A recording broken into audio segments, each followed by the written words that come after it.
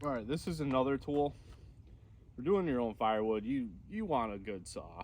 I mean, this is actually a little underrated, I think. Some people would argue. Bigger the saw, faster you can go through the wood. You know, it's not super heavy. Got this at Tractor Supply also. Husqvarna Rancher 455. I think I paid about 500 bucks.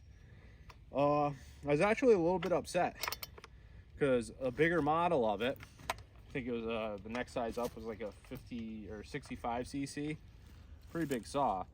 It was a professional version, and they just last a lot longer. They're meant for day in, day out use. So for an extra $100, a little more power, 600 bucks instead of 500, you know, I wanted to go that route. But I asked the representative there, and they said, no, we can't order them, we can't get them. I bought this thing. A month later, they got them on display, the professional version. So I would suggest you get something good, at least a professional saw. I mean, it's working fine. I can't complain. It has a little primer bulb right here. I'm a little concerned with time and age that's not going to function. But, I mean, it's 30 degrees out. Pull that choke. Put my chain brake on. You see a lot of guys start a saw like this. They start like this. Those aren't really safe methods. And I'm not a professional by any means. So do your own research. This all might not even be the right way. Just a disclaimer there. I'm not a tree guy, I'm not an arborist. Okay? I'm just a farmer. So I think the safest way, I'm probably doing this backwards, but I'm a righty.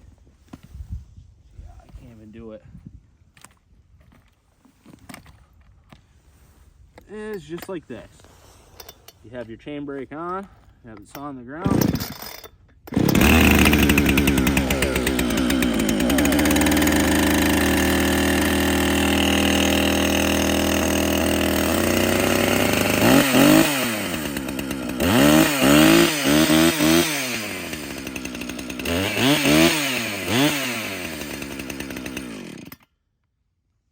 Pretty decent saw, 500 bucks.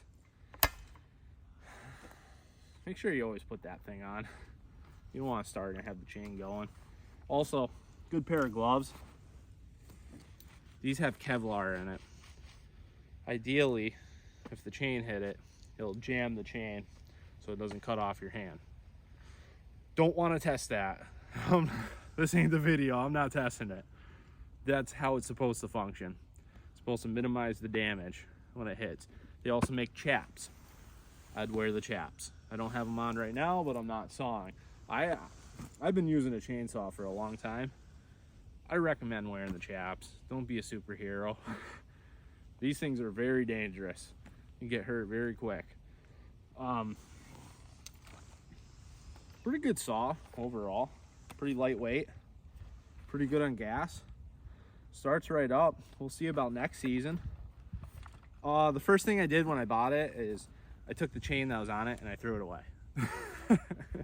This is what they call a full chisel chain. And what they're talking about when I mean chisel is that your rake, the depth of this tooth to that and how it hits, it actually cuts more wood.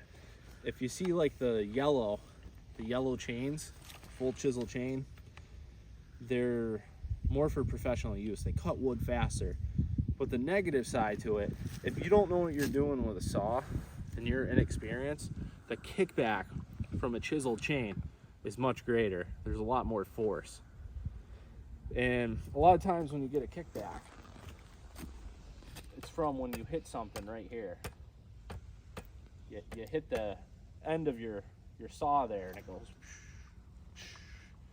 Ideally, the chain brake is so that will stop the chain.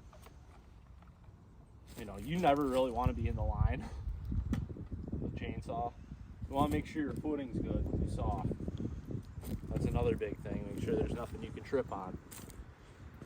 Do yourself a favor, look up some professional videos of it and see what you're doing, see the right way to do it. Okay? That's it.